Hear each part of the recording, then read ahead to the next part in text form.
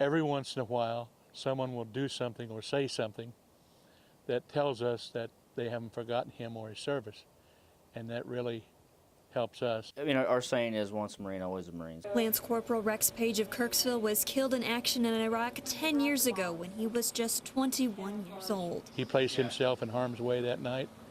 He did not have to do what he did, but he did, and because of it, that night, he was the only casualty. During his time in action, he received 2 Purple Hearts and was wounded 4 times. When he was wounded the first time and received his first Purple Heart, he was going to decline it.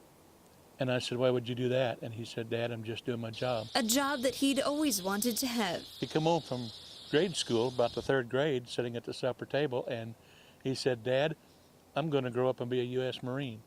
He didn't say soldier, he said Marine. As part of a small gesture to honor his life, his disabled brother and caregiver painted a brick in his memory to be part of the Rockin' Around Adair County Love Rocks program. The brick found its way to the doorstep of the Kirksville Police Department, where Sergeant Kellison found it. Some people thought it was really neat that I found it. Out of all the people at the police department, the only Marine here found the rock. The night the Pages learned their son had been killed will be one they'll never forget. And while they lost a son, they gained an entire family. The sergeant that came that night and told us that he had been killed said something to me that has stuck with us.